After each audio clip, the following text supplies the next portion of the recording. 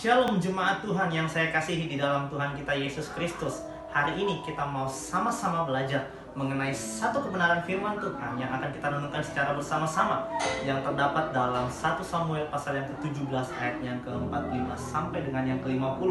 Sekali lagi saya ulangi, 1 Samuel pasal yang ke-17 ayatnya yang ke-45 sampai dengan yang ke-50, dengan judul perikop perkelahian Daud dengan Goliat. Saya akan bacakan untuk kita semua. Tetapi Daud berkata kepada orang Filistin itu, "Engkau mendatangi aku dengan pedang dan tombak dan lembing, tetapi aku mendatangi engkau dengan nama Tuhan semesta alam, Allah segala barisan Israel yang kau tantang itu. Hari ini juga Tuhan akan menyerahkan engkau ke dalam tanganku, dan aku akan mengalahkan engkau dan memenggal kepalamu dari tubuhmu. Hari ini juga aku akan memberikan mayatmu dan mayat tentara orang Filistin kepada burung-burung di udara dan kepada binatang-binatang liar, supaya seluruh bumi tahu bahwa Israel mempunyai Allah. Dan supaya segenap jemaah ini tahu bahwa Tuhan menyelamatkan bukan dengan pedang dan bukan dengan lembing, sebab di tangan Tuhanlah pertempuran, dan Ia pun menyerahkan kamu ke dalam tangan kami." Ayat yang ke-48. Ketika orang Filistin itu bergerak maju untuk menemui Daud, maka segeralah Daud berlari ke barisan musuh untuk menemui orang Filistin itu. Lalu Daud memasukkan tangannya dalam kantungnya, diambilnyalah sebuah batu dari dalamnya, diumbannya, maka kenalah dahi orang Filistin itu, sehingga batu itu terbenam ke dalam dahinya, dan terjerumuslah ia dengan mukanya ke tanah. Demikianlah Daud mengalahkan orang Filistin itu dengan umban dan batu. Ia mengalahkan orang Filistin itu dan membunuhnya tanpa pedang di tangan. Sedemikian jauh pembacaan firman Tuhan kita. Berbahagialah mereka yang merenungkan dan melakukan firman Tuhan. Dari pembacaan yang tadi kita baca, saya menarik sebuah judul, yaitu mengalami Tuhan di masa krisis. Sekali lagi saya ulangi, mengalami Tuhan di masa krisis. Dalam Kamus Besar Bahasa Indonesia, atau yang lebih sering kita kenal dengan KBBI, kata krisis mengandung beberapa pengertian. Di antaranya adalah: krisis merupakan keadaan yang berbahaya. Krisis juga merupakan suatu keadaan yang genting. Krisis juga merupakan suatu keadaan yang suram. Ya, dan masih banyak lagi. Dari beberapa pengertian yang ada, kita bisa menarik sebuah kesimpulan bahwa masa krisis merupakan masa di mana suatu keadaan sedang menunjukkan situasi yang tidak stabil. Ya, situasi yang sulit, situasi yang genting, situasi yang tidak mengenakan. Tidak ada manusia yang ingin dirinya ada di masa seperti ini, ada di masa krisis. Kita sekarang ada di masa krisis, saudara-saudara. Pandemi terus terjadi dari akhir tahun 2019 sampai 2021 saat ini. Pandemi belum berakhir. Ya. Masa krisis merupakan sebuah tantangan besar dalam kehidupan manusia. Pandemi merupakan sebuah tantangan besar dalam kehidupan manusia. Ya. Bahkan tidak sedikit orang yang meragukan kuasa Tuhan di masa krisis. Tidak sedikit orang yang bertanya, di mana Tuhan ketika ia ada di masa krisis? Tidak sedikit orang yang bertanya, kok Tuhan tidak bertindak ketika saya ada di masa seperti ini? Hari ini kita mau belajar mengenai melihat kuasa Tuhan, mengalami Tuhan di masa krisis melalui cerita Daud. Poin pertama yang menjadi perenungan kita bersama pada hari ini adalah kuasa Tuhan tetap nyata di tengah masa krisis bagi orang-orang yang mengandalkannya. Kuasa Tuhan tetap nyata di tengah masa krisis sekalipun bagi orang-orang yang mengandalkannya. Daud ketika diperhadapkan dengan Goliat, ketika berhadapan dengan Goliat, Daud bukan ada di masa yang ia bisa bersantai-santai loh. Daud bukan ada di situasi di mana Daud bisa berleha-leha.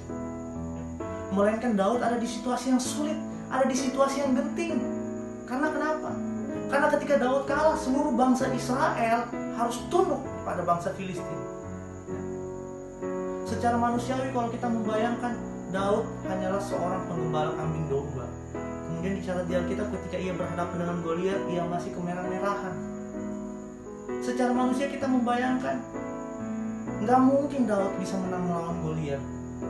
Goliat merupakan seorang pendekar yang tangguh, yang kokoh dari tentara barisan orang Filistin. Dicatat ia memiliki tinggi sekitar 6 hasta, 270 cm kurang lebih. Dari postur saja Daud sudah kalah.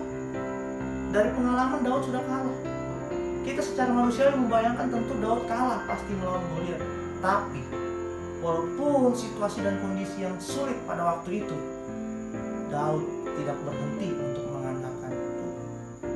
Daud mengatakan, "Engkau mendatangi aku dengan tombak dan lembing, tetapi aku mendatangi engkau dengan nama Tuhan, Allah semesta alam, Allah barisan orang Israel yang kau tantang itu." Daud mengandalkan Tuhan.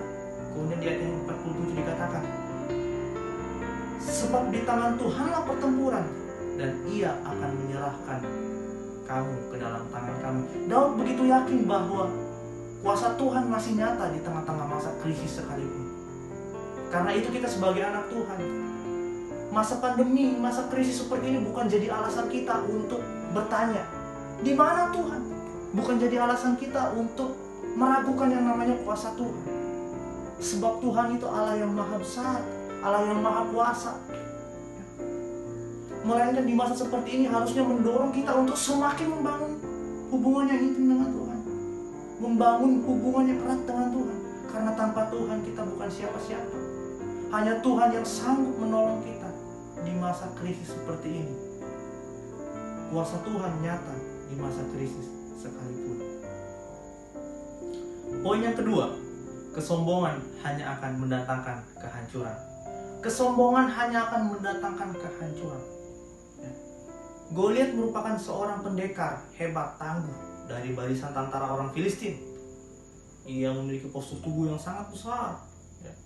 Ia begitu kokoh, berbaju zirah dan segala macam alat perlengkapan perang yang ia pakai. Tapi Goliat ini merupakan seorang yang sombong. Sikapnya tidak baik, sikapnya sombong. Ayat yang ke-18, ayat yang ke-8 sampai dengan yang ke-11 dalam 1 Samuel pasal yang ke-17. Di situ dijelaskan di mana Goliat menantang satu orang dari barisan orang Israel untuk datang melawan dia. Dan kalau ia kalah, maka ia beserta orang Filistin akan tunduk kepada orang Israel. Tetapi kalau ia menang, seluruh bangsa Israel harus tunduk kepada bangsa Filistin.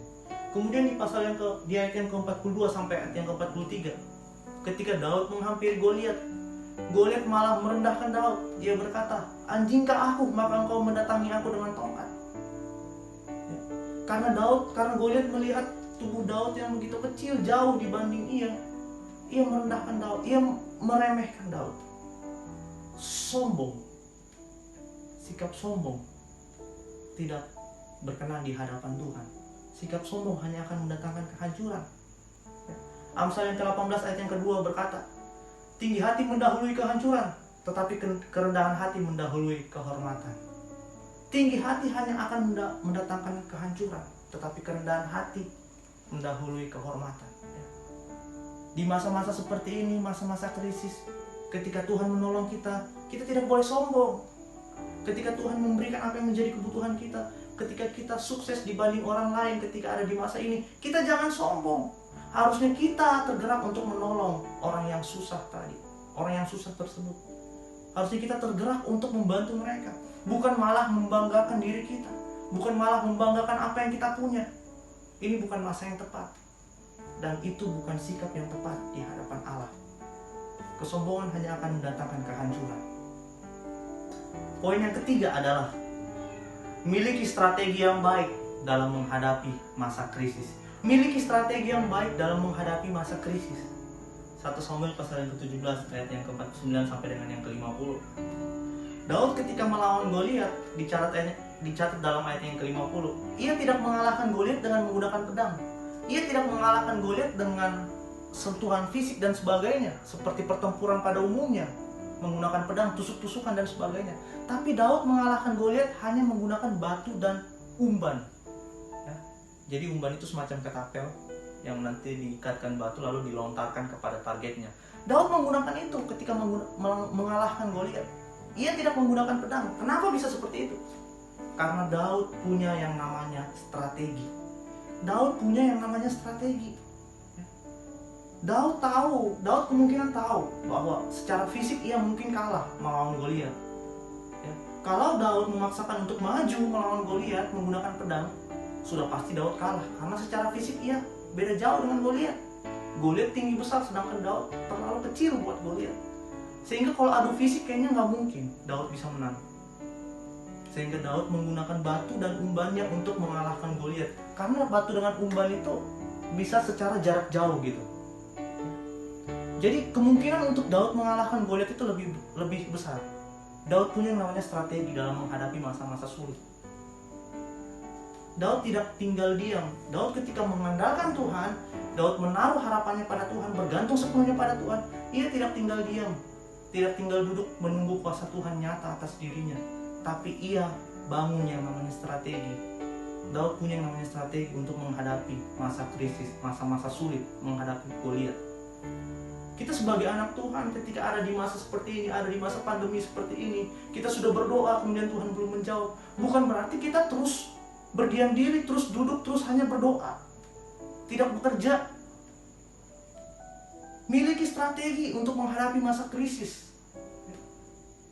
Kebutuhan hidup terus ada, keperluan hidup terus ada. Kita harus terus selalu hidup untuk mempertahankan eksistensi kita. Kalau kita tidak punya strategi untuk menghadapi masa krisis, kita tidak punya strategi untuk bekerja dan sebagainya, maka ya kita akan jadi pengangguran, tidak punya kerjaan, ya, kebutuhan hidup tidak terpenuhi, akhirnya menghalalkan segala cara untuk mencukupi kebutuhan hidup, mencuri, merampok dan sebagainya. Ya. Miliki strategi di masa krisis. Kalau kita tahu potensi diri kita adalah sebagai seorang yang senang dengan hal-hal fotografi misalnya, belajar mengenai hal-hal fotografi, upgrade skill kita di situ sehingga kita bisa menjadi seorang fotografer yang profesional, ya, bisa mendatangkan duit, ya, lalu mencukupi kebutuhan kita. Tapi ingat, harus mengandalkan Tuhan. Miliki strategi di masa krisis. Masa krisis merupakan masa yang tidak mengenakan, masa yang tidak kita inginkan terjadi dalam hidup kita. Ya. Tapi itu bukan menjadi alasan untuk kita tidak menaruh harapan kita kepada Tuhan. Tapi itu bukan menjadi alasan untuk kita meragukan kuasa Tuhan. Teruslah percaya. Mari untuk sama-sama bergandengan tangan, berdoa, berserah sama Tuhan, ya. Percaya bahwa di masa krisis sekalipun Tuhan tetap akan menolong kita. Jangan pernah berhenti berdoa, jangan pernah berhenti menyembah Tuhan, jangan pernah berhenti beribadah. Lakukan itu terus menerus, walaupun hasilnya mungkin tidak saat itu terjadi. Tapi yakinlah bahwa Tuhan memperhitungkan semuanya itu, dan Tuhan akan menyatakan kuasanya dalam hidup kita. Tapi bukan berarti kita hanya duduk diam berdoa terus menerus. Perlu yang namanya bekerja, perlu yang namanya strategi untuk bertahan dalam masa krisis, ya. Sehingga dengan pekerjaan-pekerjaan yang kita lakukan, kuasa Tuhan nyata atas hidup kita. Dengan itu kita bisa berkata, Ebenezer, sampai di sini Tuhan menolong. Tuhan Yesus memberkati.